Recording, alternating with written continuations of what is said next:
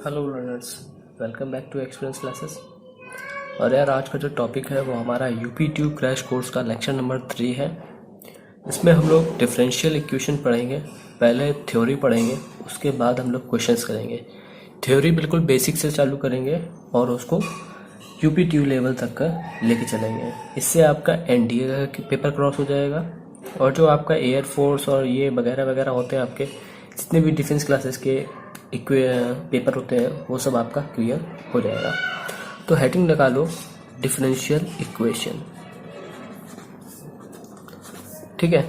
ज़्यादातर क्वेश्चन जो होता है वो जहाँ तक लगभग यूपी ट्यूब में या तो लीनियर डिफरेंशियल इक्वेशन से पूछा जाएगा और या तो फिर वेरिएबल सेपरेबल मेथड से पूछा जाएगा। लेकिन फिर भी हम लोग बिल्कुल बेसिक से जो क्लास 12 वालों के भी काम आएगा वहाँ से स्टार्ट करेंगे। सबसे पहले तो डिफरेंशियल इक्वेशन होती क्या है। जैसे क्वाड्रेटिक इक्वेशन होती थी उसी तरह से डिफरेंशियल इक्वेशन होती है। बस इसमें क्या होता है, हमारे पास एक इंडिपेंडेंट वेरिएबल आ जाता है, एक डिपेंडेंट वेरिएबल आ जाता है और साथ ही साथ एक डिफरेंशियल कोफिशिएंट भी आ जाता है। तो अगर डेफिनेशन लिखना चाहें तो इसकी डेफिनेशन हो जाएगी an equation containing an independent variable dependent variable,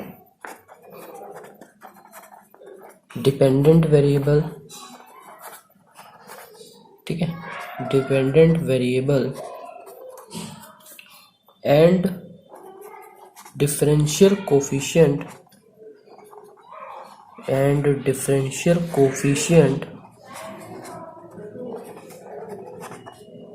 variable with respect two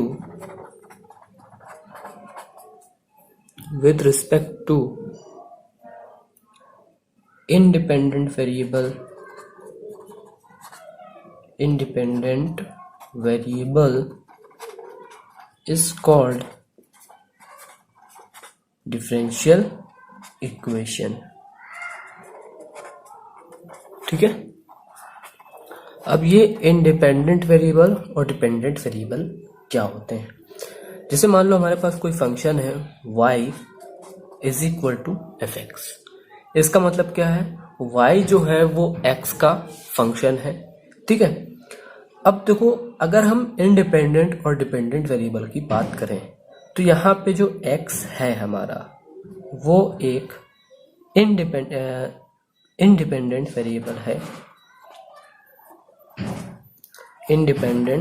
variable है, और अगर हम y की बात करें तो y एक डिपेंडेंट वेरिएबल है। ऐसा क्यों कह रहे हैं? ऐसा इसलिए कह रहे हैं क्योंकि यहाँ पे जैसे जैसे हम x की वैल्यू डालेंगे हमको y का वैल्यू मिलता जाएगा।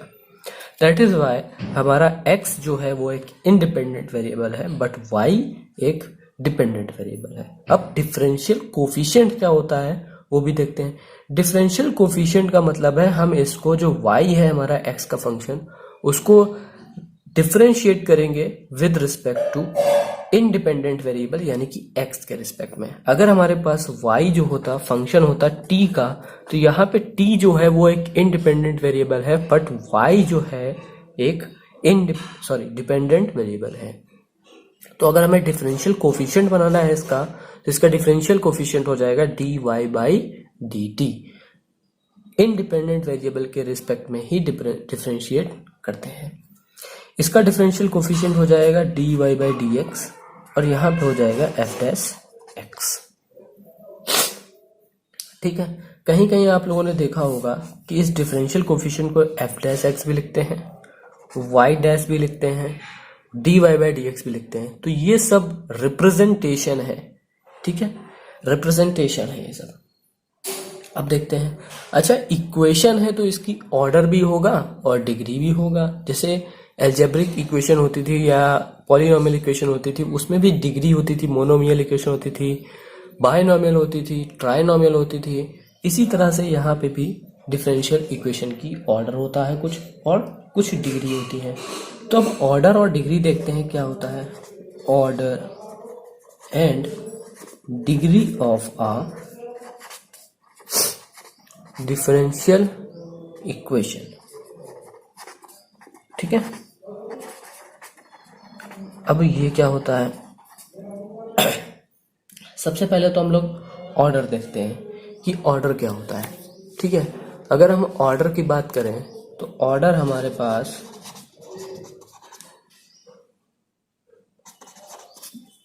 The order of a differential equation is the order of the highest order derivative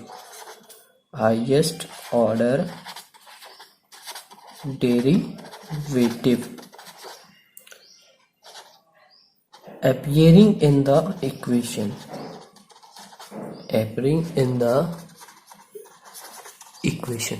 कहने का मतलब ये है कि जैसे मान लो हमारे पास ये जो पहला डिफरेंशियल कोफिशिएंट बना था, इसकी डिग्री कितनी, ऑर्डर कितना है, 1 है, क्योंकि इसको हमने एक बार डिफरेंशिएट करा तो उसका ऑर्डर कितना हो गया, 1।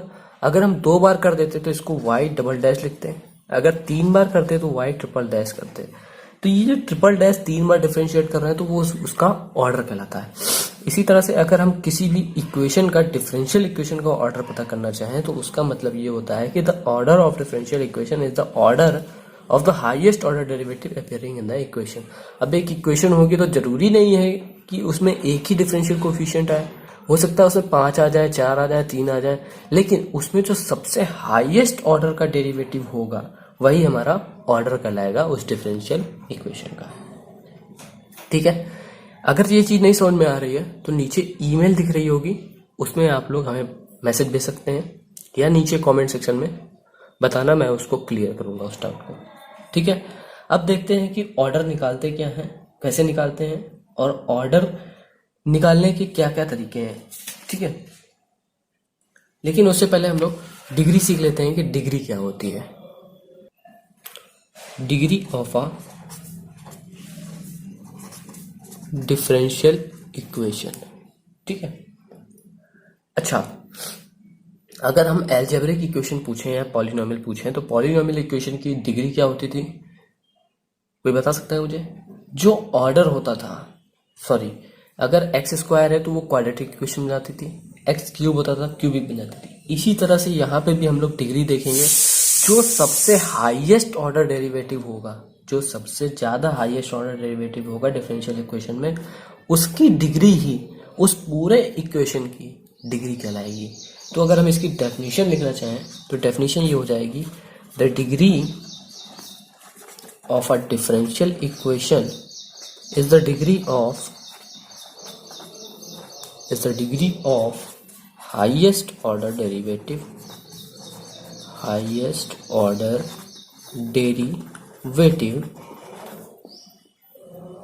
when differential coefficient is free from radicals, सबसे इंपॉर्टेंट टाइम बोल रहा हूं मैं, रेडिकल्स एंड फ्रैक्शंस। ठीक है, डिग्री हम लोग तभी निकाल सकते हैं जब डिफरेंशियल कोफिशिएंट जो हो हमारे वो रेडिकल्स यानी कि स्क्वायर रूट और फ्रैक्शन से अलग हो, जैसे कि dy by D X to the power 1/3, ऐसा नहीं होना चाहिए। उसको पहले हम लोग रिमूव करेंगे, देन हम लोग डिग्री बता सकते हैं। ठीक है, अगर हम इसी जगह अगर हम एक एग्जांपल लें तो एग्जांपल उसी से ही हम लोग ऑर्डर भी देख लेंगे और डिग्री भी देख लेंगे। ठीक है, पहले एक आसान सा सवाल लेते हैं, d3y upon D X cube minus 6 dy by D X का whole square minus 4y equals to 0। ठीक है, तो इस पूरी डिफरेंशियल इक्वेशन में देखो,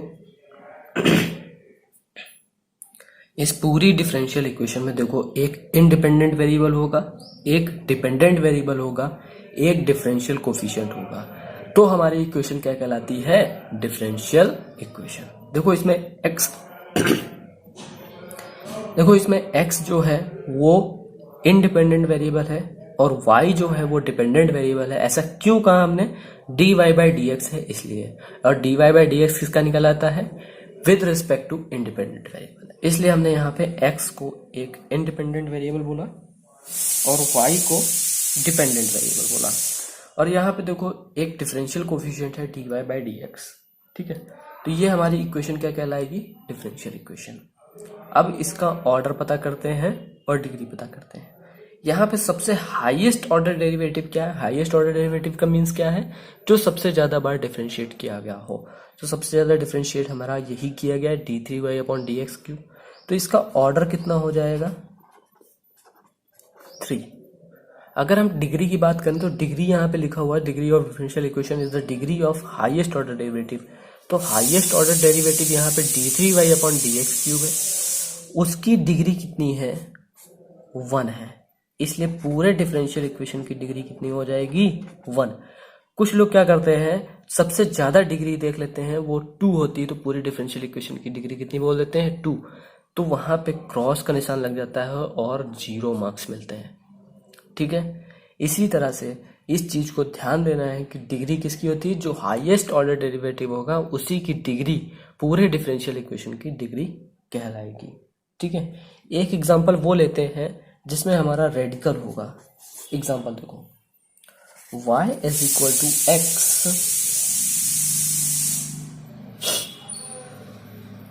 dy/dx plus under root of 1 plus dy/dx का होल स्क्वायर। देखो ऑर्डर तो हमें समझ में आ रहा है कि ऑर्डर इसका 2 होगा, सॉरी 1 होगा, लेकिन क्या डिग्री हो सकता है 1 या डिग्री 2 हो सकती है, नहीं, बिल्कुल नहीं, गलत हो जाएगा वो। कैसे करेंगे, देखो सबसे पहले हमें इस स्क्वायर रूट को हटाना पड़ेगा। तो स्क्वायर रूट को हटाने के लिए हमें क्या करना पड़ेगा, दोनों तरफ स्क्वायरिंग करना पड़ेगा। दोनों तरफ क्या करना पड़ेगा, स्क्वायरिंग करना पड़ेगा। तो हमने स्क्वायरिंग किया, y square is equal to ये बन जाएगा a प्लस बी का होल स्क्वायर, ये बनेगा एक्स स्क्वायर, सॉरी मैंने गलत कर दिया, इस x dy/dx को इधर ले जाते हैं तो ये y माइनस एक्स dy/dx बन जाएगा, और यहाँ पे under root of 1 plus dy/dx का होल स्क्वायर। ठीक है, ये ऐसे है। अब क्या करना है, हमें दोनों तरफ स्क्वायरिंग करना है।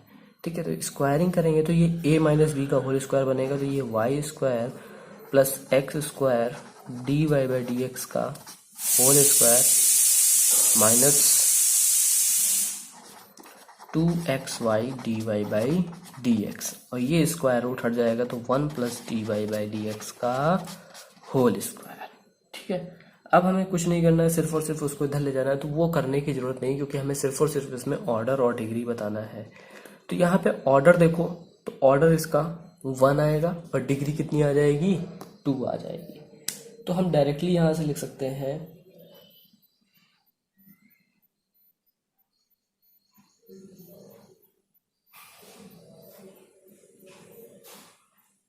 इसका ऑर्डर लिख सकते हैं, इसका ऑर्डर हो जाएगा 1 और डिग्री हो जाएगी 2। सिंपल। इसी तरह के और भी क्वेश्चंस हैं, वो आपको डिस्क्रिप्शन में गूगल क्लासरूम का डिस्क्रिप्शन लिंक है, वहाँ पे आप लोग जाके क्लिक करके क्वेश्चंस डाउनलोड कर सकते हैं और उन क्वेश्चंस को सॉल्व करो। अगर कहीं दिक्कत आती है तो मुझे ज़रूर बताना, मेल में या कमेंट सेक्शन में, मैं उसको सॉल्व करूँगा। अब देखते हैं कि डिफरेंशियल इक्वेशन फॉर्म कैसे करते हैं। ठीक है, डिफरेंशियल इक्वेशन फॉर्म करने का क्वेश्चन,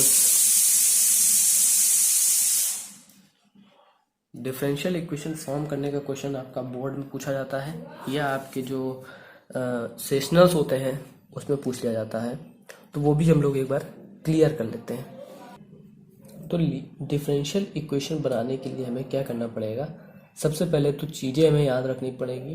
कि क्या चीज़ें याद करनी पड़ेंगी हमको, कि उस जिसका हमें फैमिली ऑफ कर्व दिया होगा, जैसे मान लो कोई फैमिली ऑफ कर्व दी, y is equal to a(e)x, ये हमें एक फैमिली ऑफ कर्व दे दिया गया।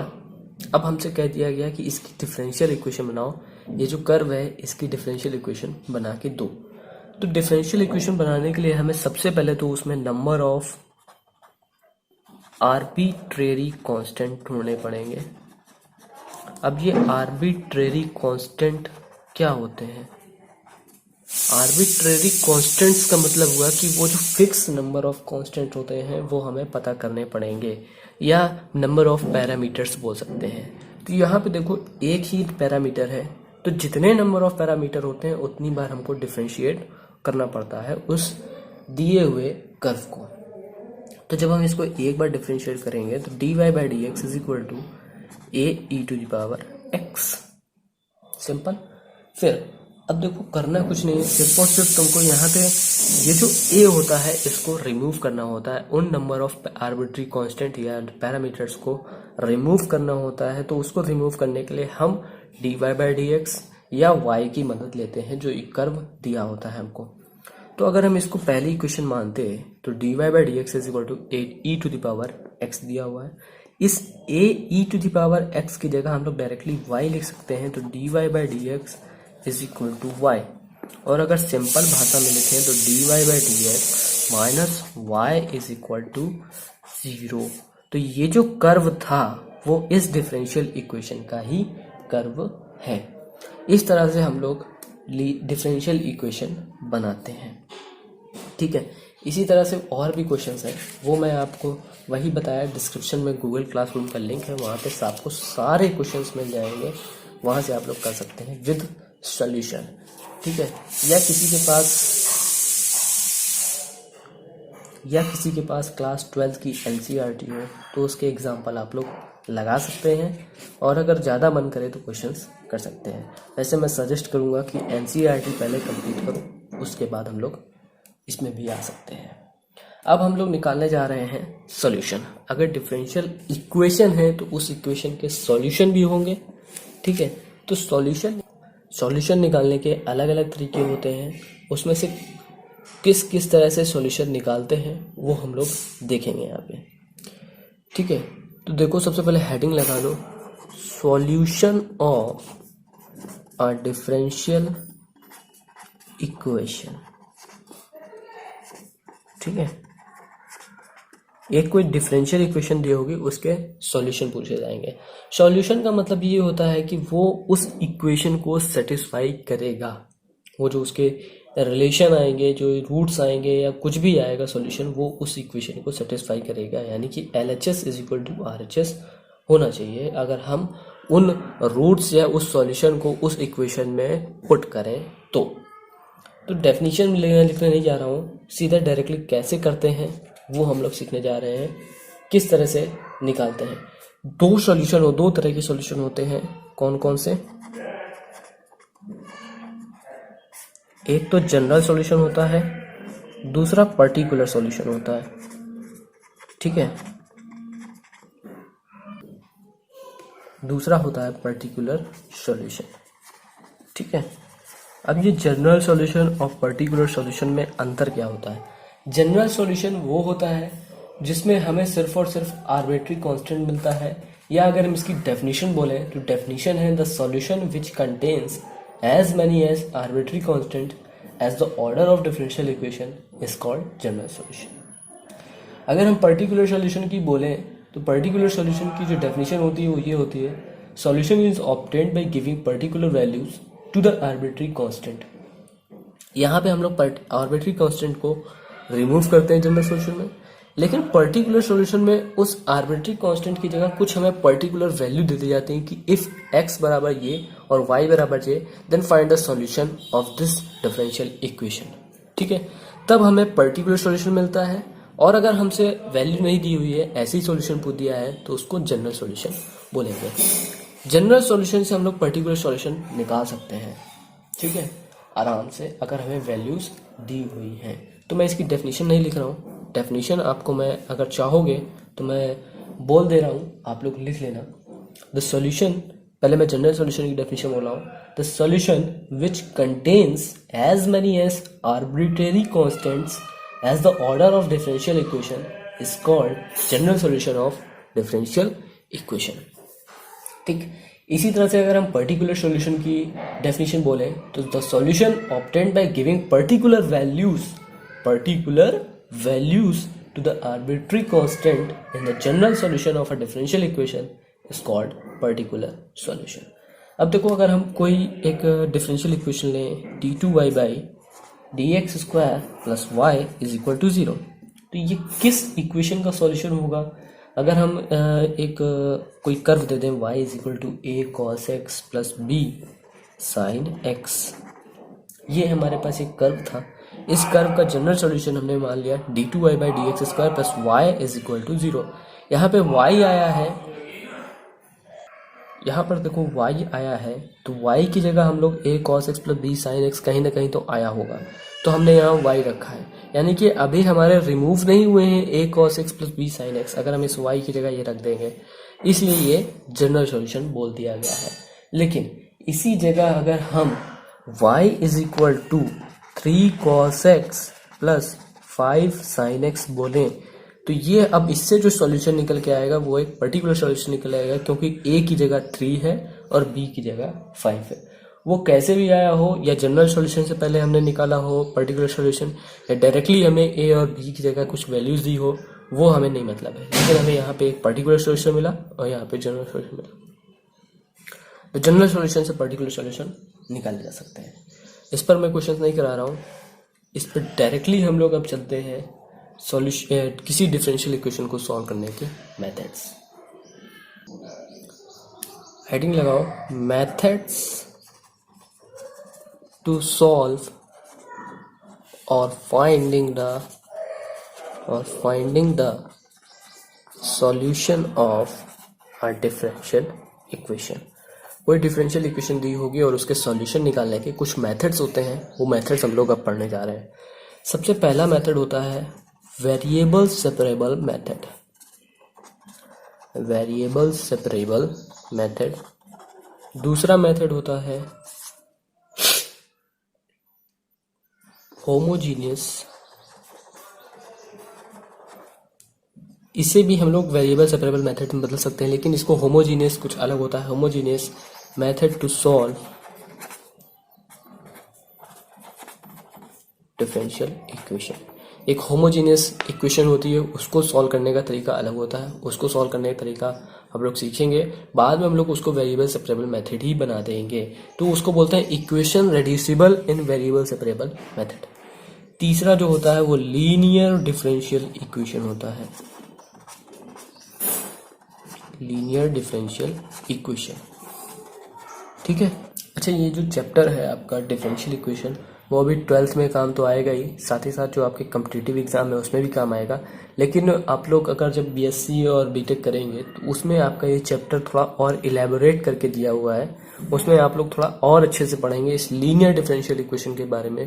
तो लीनियर डिफरेंशियल इक्वेशन के बारे में और भी अगर सीखना हो, वो डायरेक्टली भले ही आपका अपर लेवल का है, लेकिन मैंने बनाया हुआ है उस पर वीडियो, उसका लिंक आपको ऊपर आई बटन दिखेगा, वहाँ से आप लोग पढ़ सकते हैं। अगर अंदर से और भी पढ़ने का इच्छा हो तो पढ़ सकते हैं लीनियर डिफरेंशियल इक्वेशन।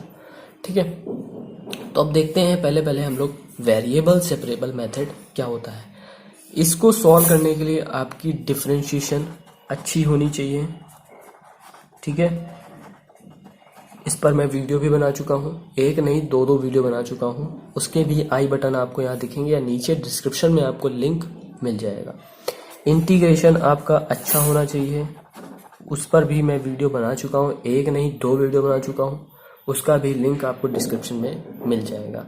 अगर ये दोनों चीज़ें आपकी मजबूत हैं तो इसको सॉल्व करने से आपको कोई भी रोक नहीं सकता है। ठीक है, तो अब देखते हैं वेरिएबल सेपरेबल मेथड क्या होता है। अगर मान लो हमारे पास कोई फंक्शन दिया हुआ है y is equal to F x, ये एक फंक्शन दिया हुआ है, और अगर डिफरेंशियल इक्वेशन लेते हैं इसकी, तो dy by D x is equal to sine x दिया हुआ है। ठीक है, इस तरह से कुछ दिया हुआ है, तो इसको हम लोग कैसे सॉल्व करेंगे। ये कोई डिफरेंशियल इक्वेशन है, अब इसके सॉल्यूशन निकालने के लिए कहा जाएगा आपसे, तो डायरेक्टली हम लोग निकाल सकते हैं by the method of variable separable method. तो dy इधर ही रखेंगे, अगर ये x है तो x का डिफरेंशियल या x का वेरिएबल हम लोग उधर ले जाएंगे, तो साइन x मल्टीप्लाई में dx। फिर करना क्या है, हमको दोनों तरफ इंटीग्रेट कर देना है। अगर इसका किया जाए तो कांस्टेंट का इंटीग्रेशन होता है वेरिएबल, और साइन x का इंटीग्रेशन होता है cos x प्लस एक इंटीग्रेटिंग कांस्टेंट। अच्छा, ये cos x होता है लेकिन आगे माइनस भी जुड़ता है, ऐसा क्यों जुड़ता है वो मैंने बताया हुआ है डायरेक्टली पहले ही एक वीडियो में, शायद वो लेक्चर नंबर 2 है इसी का, तो आप लोग उसको भी देख सकते हैं। ये c क्यों जुड़ा है? c एक आर्बिट्री कांस्टेंट है या इंटीग्रेशन कांस्टेंट बोल सकते हैं। तो ये कोई एक कर्व है, ये कर्व इस इक्वेशन को सेटिस्फाई करेगा। अगर इसको डिफरेंशिएट करोगे दोबारा डायरेक्टली हमको यही मिलेगा, यही कर्व हमको दोबारा मिल जाएगा, या डिफरेंशियल इक्वेशन यही फिर से हमको मिल जाएगी। ठीक है, तो ये जो निकल के आया है ये सॉल्यूशन है इस इक्वेशन का। ठीक है, अगर यहीं पे कह दिया जाता if at find the solution of this equation at y 0 is equal to 0, इसका मतलब क्या है, जब x 0 होगा तो y की वैल्यू हमको कितनी मिलेगी? 0। तो y 0 minus cos of 0 plus c, तो 0 इज इक्वल टू कॉस 0 की वैल्यू 1, तो माइनस 1 प्लस c, तो c is equal to 1, c की वैल्यू 1 आ गई। तो यहाँ से हमको मिल गया y is equal to minus cos x plus 1। ये जो हमारा सॉल्यूशन निकल के आया है माइनस कॉस एक्स प्लस 1, ये हमारा पर्टिकुलर सॉल्यूशन है, ये हमारा पर्टिकुलर सॉल्यूशन है। एंड ये वाला जो है हमारा वो जनरल सॉल्यूशन है। ठीक है, तो ये दोनों चीज़ें यहाँ पे भी डिस्कस हो गई, क्लियर हो गई। अब हम लोग इस पे कुछ क्वेश्चंस करेंगे वेरिएबल सेपरेबल मेथड पे, फिर होमोजीनियस पे, फिर लीनियर पे। उसके बाद हम लोग यूपीटीयू की कुछ प्रीवियस ईयर के क्वेश्चंस करेंगे, ज़्यादा नहीं 5 से 6 क्वेश्चन करेंगे या 10 क्वेश्चन करेंगे, वो जितने हो पाएंगे वो मैं टाइम लिमिट के साथ कवर अप कराऊंगा। लेकिन उसके बाद के जो क्वेश्चंस होंगे वो आपको डिस्क्रिप्शन में मिल जाएंगे। तो पहले सीखते हैं वेरिएबल सेपरेबल मेथड के कुछ questions.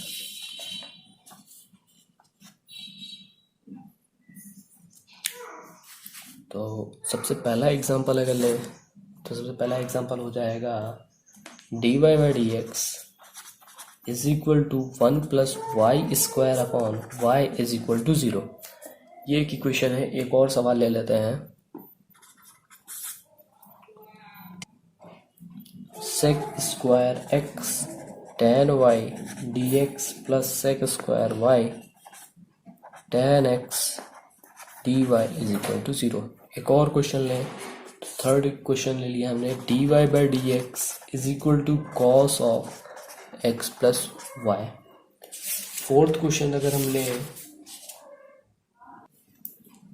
Sign inverse d Y by D x is equal to x plus y. ये जो चारों क्वेश्चंस हैं, ये जो चारों क्वेश्चंस हैं आपके एयरफोर्स में या 12th क्लास के स्टैंडर्ड के हैं, तो वीडियो आप लोग करके देखिए, तब तक मैं सॉल्व करता हूँ। पहला सवाल देखो, d Y by D x is equal to 1 plus Y square upon y. तो करना क्या है, जितने भी y वाले टर्म है वो एक तरफ, x वाले टर्म एक तरफ, तो y upon 1 plus Y square d y एक तरफ हो गया और ये dx हो गया। अब क्या करना है, दोनों तरफ इंटीग्रेट करना है, तो ये इंटीग्रेशन का साइन लगा दिया। इसको हम लोग आसानी से सॉल्व कर सकते हैं by taking 1 plus Y square substitute कर देंगे। तो 1 प्लस टेकिंग या putting 1 plus Y square is equal to T, तो D T upon D Y हो जाएगा 2y। तो डी वाई की जो वैल्यू आएगी वो डी टी अपॉन 2y आएगी। तो डायरेक्टली हम लोग यहाँ पे रख के सॉल्व कर सकते हैं इसको। तो यहाँ पे देखो y तो ऐसे रहेगा, इसकी जगह आ जाएगा t और dy की जगह आ जाएगा dt अपॉन 2y और इसका x हो जाएगा। ये y से y कैंसिल आउट हो जाएगा। 1 upon 2 log of t plus c is equal to x। अब इस t की जगह हम लोगों को रखना क्या है, 1 plus Y square, 1/2 log of 1 plus Y square plus c is equal to x। ये हमारा बन गया पहले क्वेश्चन का आंसर। इसी तरह से हम लोग अब अगर इसकी बात करें d Y by D x is equal to cos x plus y, तो इसको हम लोग बोलते हैं equation reducible to variable separable form, क्योंकि यहाँ पे देखो x प्लस वाई दिया हुआ है लेकिन यहाँ पे हम लोग इसको तोड़ नहीं सकते हैं। तो इसको करने के लिए हम लोग करना क्या होगा, यहीं पे कर देते हैं हम।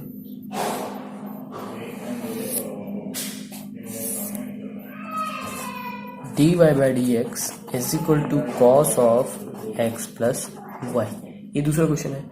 अब इसमें हमें करना क्या होगा, एक्स प्लस वाई को टी मानना पड़ेगा हमको। फिर करना क्या होगा, दोनों तरफ डिफ्रेंशिएट कर देना होगा, तो D T upon D x is equal to one plus d Y by D x. अब हमने इसको x के रिस्पेक्ट में ही क्यों किया, क्योंकि हमारा जो डिफरेंशियल कोफिशिएंट है वो d Y by D x है, तो इस d Y by D x हमको यहाँ पे मिल जाएगा, इसलिए हमने इसको x के रिस्पेक्ट में ही डिफरेंशिएट किया।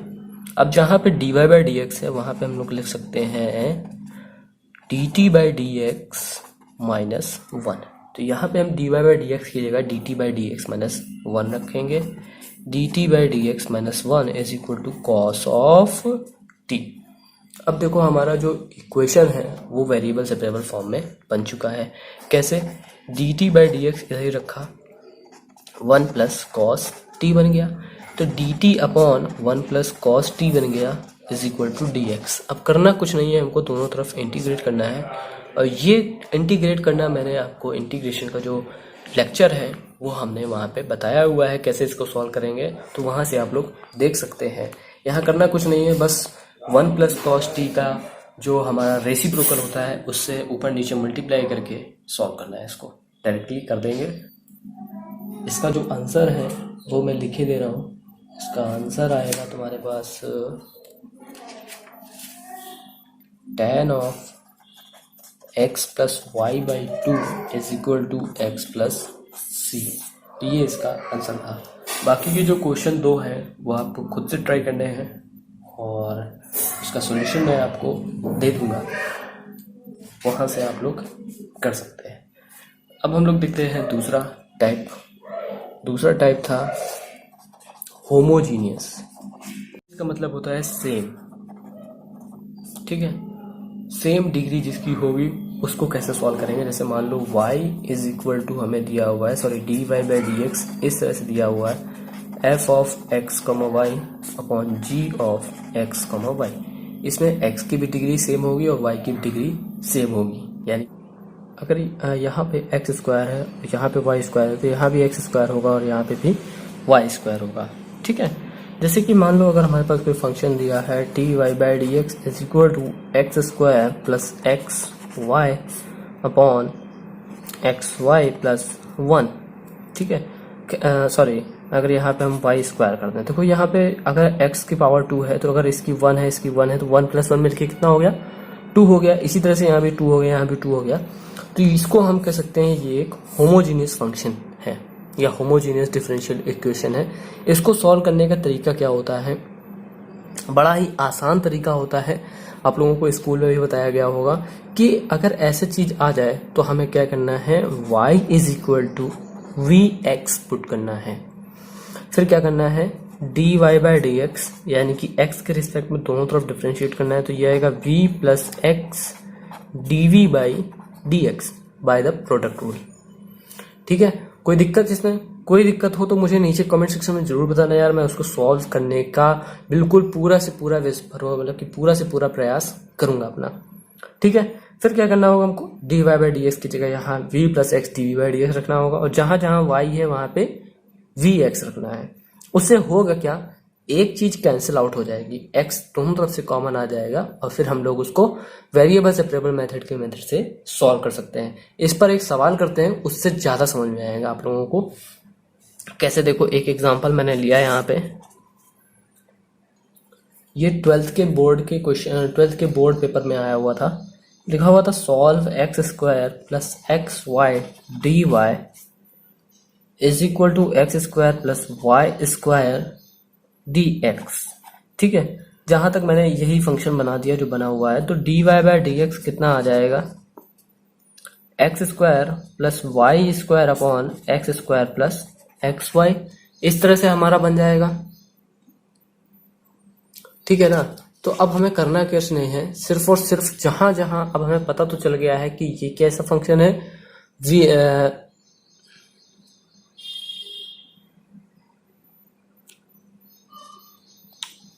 अब यहाँ पे हमें करना कुछ नहीं है, सिर्फ और सिर्फ इतना तो हमें पता चल ही रहा है कि ये हमारा कैसा फंक्शन है, एक होमोजीनियस डिफरेंशियल इक्वेशन है। इसको सॉल्व करने का तरीका ये होता है कि y is equal to v x put कर देना है। फिर जब इसको x के रिस्पेक्ट में दोनों तरफ डिफरेंशिएट करेंगे तो dy by D x is equal to V plus x D we by D X आ जाएगा। सिंपल। फिर अब हमें करना क्या है, मैं इधर सॉल्व कर रहा हूँ, देखिएगा।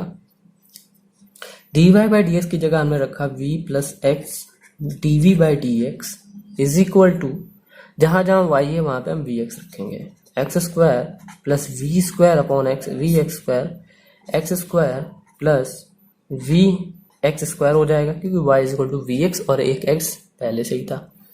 ये बन गया। अब हमने यहां से क्या किया, एक्स स्क्वायर को कॉमन किया, ऊपर से भी और नीचे से भी, तो ये आया 1 प्लस वी स्क्वायर अपॉन यहाँ से एक्स स्क्वायर कॉमन किया तो वहां पे आया 1 प्लस वी। सिंपल। ये एक्स स्क्वायर से एक्स स्क्वायर कैंसिल आउट हो गया, यहाँ बना v plus x D we by D x. अब हमने करना क्या है, जितने भी टर्म v वाले हैं वो उधर आ जाएंगे, x वाले टर्म इधर आ जाएंगे, बाकी सब इधर अल्टा पल्टी करनी है। तो देखो यहाँ करता हूँ मैं, v को उधर भेजा मैंने, तो 1 plus v square 1 plus v minus v, ये एक तरफ आ गया, इधर बचा x d we by D x. Simple. फिर यहाँ पे एलसीएम वगैरह लेके जब सॉल्व करोगे तो ये आएगा x d we by D x is equal to 1 minus v upon 1 plus v. ये इस तरह से आएगा कुछ हमारा। ठीक है। अब करना क्या है, v वाले टर्म उधर तरफ ले जाना है, क्योंकि डिफरेंशियल कोफिशिएंट उसका dv है, वेरिएबल्स ये है। तो हम करेंगे क्या, v वाले टर्म उधर ले जाएंगे और फिर इंटीग्रेट कर देंगे। वेरिएबल सेपरेबल मेथड लगाना है हमको इसमें। अब देखो करते कैसे हैं इसको। हमने क्या किया, इधर लिया है 1 plus v upon 1 minus v d v is equal to d x upon x. ये ऐसे आ गया हमारे पास। फिर करना क्या है, दोनों तरफ इंटीग्रेट कर देना है। ऐसा करने से हमारे पास क्या होगा, हमारे पास चीजें आसान हो जाएंगी। अब देखो क्या करना है हमको,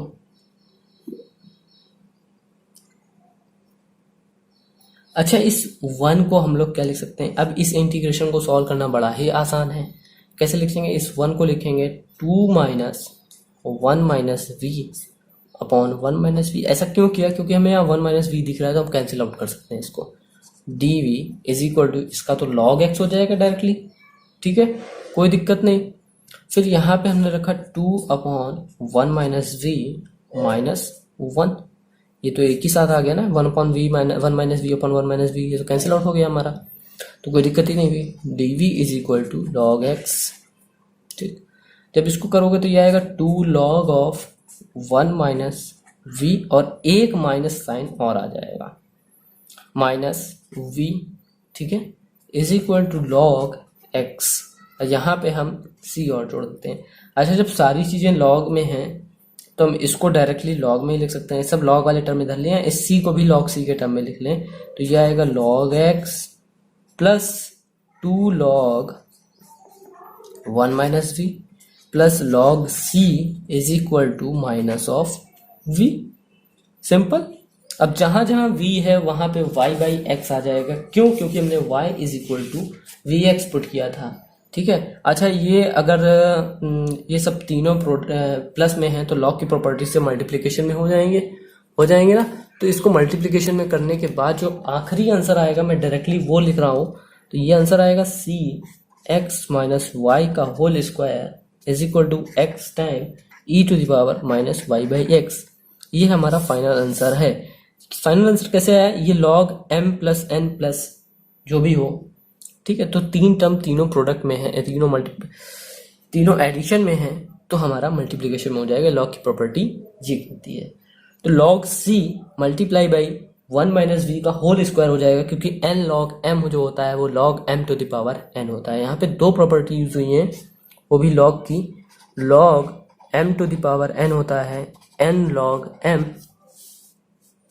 और log m plus log n is equal to log m dot n लिख सकते हैं हम लोग। ठीक है, तीन चीजें हो, चार चीजें हो, हम सब लोग को मल्टीप्लिकेशन में लिख सकते हैं। तो ये सवाल हो गया हमारा। अब देखो हम लोग जा रहे हैं किसमें, लीनियर डिफरेंशियल इक्वेशन में। और ज्यादातर सवाल इसमें आएगा या तो लीनियर डिफरेंशियल इक्वेशन आएगा। तो इसके सवाल आप लोगों को प्रैक्टिस करने हैं, लिंक डिस्क्रिप्शन में मिल जाएगा, वहां से आप लोग कर सकते हैं।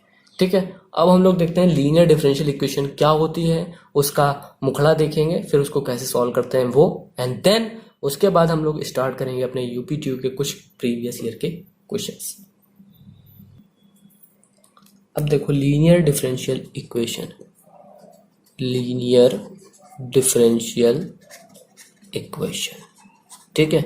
अब ये लीनियर डिफरेंशियल इक्वेशन किस तरह की होती है, क्या होता है, कैसे सॉल्यूशन निकलता है इसका, वो हम देखते हैं। यहाँ पे हम लोग फर्स्ट ऑर्डर की लीनियर डिफरेंशियल इक्वेशन देखेंगे और सेकंड ऑर्डर या nth ऑर्डर की भी लीनियर डिफरेंशियल इक्वेशन होती है, वो जब आप लोग हायर एजुकेशन करेंगे उसमें आप लोगों को मिल जाएगी। ठीक है, तो dy by D x plus p y is equal to q, इस तरह की अगर इक्वेशन कहीं मिल रही है, इसी को हम लोग बोलते हैं linear differential equation of degree 1 या फर्स्ट ऑर्डर की बोल सकते हैं हम लोग इसको।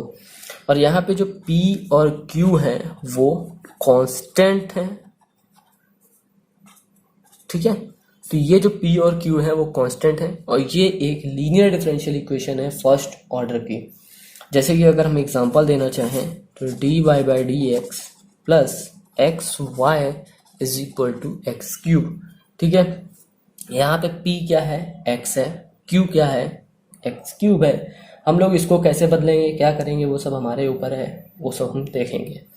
ठीक है, तो अब हमें करना क्या है, सबसे पहले इसके एल्गोरिथम देखना है। एल्गोरिथम मतलब वो नियम कायदे, वो नियम कानून जिससे हम लोग इस सवाल को या इस लीनियर डिफरेंशियल इक्वेशन के सॉल्यूशन निकालेंगे। तो एल्गोरिथम देखो कैसे करना है। सबसे पहले करना क्या है, अगर हमारे पास इस तरह की इक्वेशन है, वेल गुड, कहीं कहीं इस तरह से दिया होगा x d Y by D x plus y is equal to 1 plus x, इस तरह का कहीं भी दिया हो तो हमें इस तरह की इक्वेशन बनानी है, d x plus d Y by D x plus p y is equal to q. यानी कि अगर कोई भी इक्वेशन है तो सबसे पहले उसको स्टैंडर्ड फॉर्म में बनानी है। तो स्टेप नंबर 1 क्या कहलाएगा, right the given equation in standard form। Standard form कौन सी है, dy by D x plus p y is equal to q. और सेकेंड स्टेप क्या है हमारा,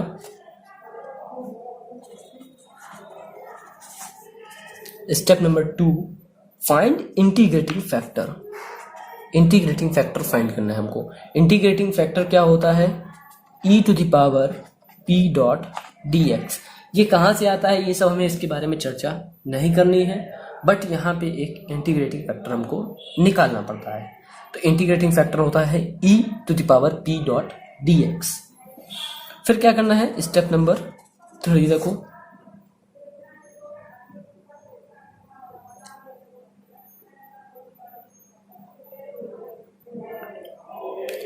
स्टेप नंबर 3 में डायरेक्टली आपको सॉल्यूशन मिल जाएगा। तो जो सॉल्यूशन होता है वो y into integrating factor is equal to integration of q dot integrating factor dx plus c, ये हमारा सॉल्यूशन होता है। एट द लास्ट हमारा सॉल्यूशन निकल आता है। ठीक है, अब इस पे हम एक सवाल करेंगे जल्दी से और फिर उसके बाद हम लोग अपने मेन मुद्दे पे आते हैं, जो इसका मोटिव है उस पे हम लोग आएंगे। ठीक है, तो देखो सवाल क्या है, solve the differential equation,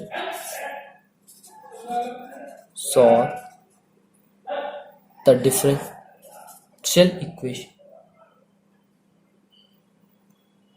solve the differential equation dy by dx minus y by x is equal to 2x square, जहां पे x ग्रेटर देन 0 है, ना कि x इक्वल्स टू 0। अगर x इक्वल्स टू 0 हो जाएगा तो फिर ये लीनियर डिफरेंशियल इक्वेशन रहेगी ही नहीं। अच्छा, अगर हमारी स्टैंडर्ड फॉर्म क्या होती थी, dy by D x plus p of x is equal to q, ये होता था। अब देखो यहाँ पे हम सबसे पहले क्या कर लें, p फाइंड कर लें। तो p है माइनस 1 बाई एक्स, q क्या है x स्क्वायर 2x स्क्वायर। ठीक है, तो अब हमें करना क्या है, linear differential equation in the form आ गई है हमारी। अब हमें करना क्या है, इंटीग्रेटिंग फैक्टर निकालना है। तो इंटीग्रेटिंग फैक्टर होता है e to the power p dot dx होता है। E to the power p है हमारा, माइनस बाहर आ जाएगा 1/x dx। ये जब इंटीग्रेटिंग फैक्टर आएगा वो आएगा E to the power minus log X to the power -1 हो जाएगा, तो E to the power log X to the power -1। इसका बेस सेम, तो ये डायरेक्टली आएगा x टू द पावर -1 जो कि होता है 1/x। तो इंटीग्रेटिंग फैक्टर आ गया हमारे पास 1/x। अब जो सॉल्यूशन होगा वो सॉल्यूशन हो जाएगा y dot integrating factor is equal to integration of q dot integrating factor dx plus c। तो y into 1/x is equal to q कितना था 2x स्क्वायर और इंटीग्रेटिंग फैक्टर आया 1/x, तो ये x कैंसिल हो गया dx plus c। y/x is equal to, और ये एक्स स्क्वायर 2x बचा था तो 2x square by 2 plus c, ये 2 से 2 कैंसिल, तो y/x is equal to x square plus c। ये हमारा सॉल्यूशन हो गया। ठीक है, अगर इसको ठीक से लिखना हो तो x को उधर मल्टीप्लाई करा दो तो आएगा y is equal to x cube plus cx। ये हमारा सॉल्यूशन था। अब हम लोग अपनी जो मेन मोटिव था इस वीडियो का उस पर हम लोग पहुंचने वाले हैं, तो जल्दी से तैयार हो जाओ। और सबसे पहले करना क्या है, पूरी की पूरी वीडियो अगर नहीं समझ, अगर आप लोगों को आता है वेल गुड, नहीं आता है तो उस वीडियो को देखना है और आराम से एक एक क्वेश्चन को सॉल्व करना है। नहीं आता है तो पहले सॉल्व करना है, उसके बाद सॉल्यूशन देखना है। अगर सही है तो 4 मार्क्स इंक्रीज कर लेना है, नहीं तो 4 मार्क्स डिक्रीज कर देना है। ठीक है, तो जल्दी से चलते हुए स्टार्ट करते हैं। अब हम लोग करने जा रहे हैं अपने मेन मोटिव पे, जो हमारा मेन मुद्दा है इस वीडियो का वो करने जा रहे हैं, जिसका नाम है यूपीटीयू के प्रीवियस ईयर के क्वेश्चन करने जा रहे हैं। तो सबसे पहला क्वेश्चन देखो, ये है x प्लस 2y का cube dy/dx is equal to y is, यानी कि उसमें लिखा था solution of x plus 2y का cube dy/dx is equal to y is, क्या होगा। अच्छा, मैं एक चीज़ भूल गया था बताना, उसमें एक फॉर्म और होती है लीनियर डिफरेंशियल इक्वेशन की, वो ये होती है कि अभी हमने प्रीवियस में देखा था कि जो डिफरेंशियल इक्वेशन थी वो dy/dx plus p x is equal to q था। तो जो दूसरी डिफरेंशियल इक्वेशन की फॉर्म है वो है dx/dy plus p of y is equal to q. Change बस इतना है कि dx/dy है। अब इंटीग्रेटिंग फैक्टर जो होगा यहाँ पे वो e to the power p of dy हो जाएगा। बस इतना सा अंतर है, बाकी और कोई अंतर नहीं है। तो यहाँ पे हम लोग इस वाली डिफरेंशियल इक्वेशन का फॉर्म यूज़ करेंगे, लीनियर डिफरेंशियल इक्वेशन का, इस वाली डिफरेंशियल इक्वेशन का यूज़ करेंगे। इसमें कैसे, इसके जो ऑप्शंस हैं वो ये देख लो, वैसे मैंने बता दिए यही करना क्या है, इसमें हिंट दे दिए हैं। तो जो ऑप्शन है, जो इसका सही ऑप्शन है वो मैं लगा दे रहा हूँ। सी ऑप्शन करेक्ट था इसका, y³ plus cy is equal to x। जिसका सही है वो 4 मार्क्स इंक्रीज कर लेना, जिसका गलत है वो 4 मार्क्स डिक्रीज कर लेना ईमानदारी से। अब देखो करना कैसे है, x प्लस 2y का cube dy/dx is equal to y। ये हमने पहचाना कैसे कि हम इसको लीनियर डिफरेंशियल इक्वेशन ही बना पाएंगे। अच्छा, कैसे समझा कि ये वेरिएबल सेपरेबल मेथड नहीं है, होमोजीनियस नहीं है, लीनियर डिफरेंशियल इक्वेशन ही कैसे हुई। वेरिएबल सेपरेबल तब होती है जब हमें कुछ आसार दिख रहे होंगे, कुछ टूटने के आसार दिख रहे हो कि ये इधर आ जाएगा, ये उधर आ जाएगा। तो टूटने वाला तो कुछ सिस्टम ही नहीं मिल रहा है इसमें हमको। होमोजीनियस में डिग्री सेम होनी चाहिए सबकी, इसमें y³ है लेकिन इसकी डिग्री 1 है, इसकी 1 है, तो होमोजीनियस भी नहीं है। लास्ट ऑप्शन बचता है लीनियर डिफरेंशियल इक्वेशन। अब लीनियर डिफरेंशियल इक्वेशन में 2 तरह की होती है, dy/dx। अच्छा, dy/dx px is equal to q, ये कैसे बनेगा। अगर हम इसको y नीचे ले जाएंगे तो ऊपर तो एक ही टर्म है, नीचे 2 टर्म है, क्रॉस मल्टीप्लिकेशन करके कुछ भी करके वो 1 टर्म नहीं बन सकता है। ठीक है, इधर ला के p ऑफ x नहीं बन सकता है, इसीलिए हमने यहाँ पे dx/dy किया। तो अब हम करने जा रहे हैं, पहले dy/dx किया तो वो आया y/x प्लस 2y का क्यूब। इसी तरह से जब इसको dx/dy किया तो वो आया x प्लस 2y का क्यूब अपॉन y। ठीक है, अब हम यहाँ पे डिफरेंशियल इक्वेशन बना सकते हैं, dx/dy minus of x upon y is equal to 2y² cut जाएगा तो ये बनेगा 2y²। इस तरह से ये बन गया। यहाँ पे p ऑफ x कितना है, सॉरी p ऑफ y कितना है, माइनस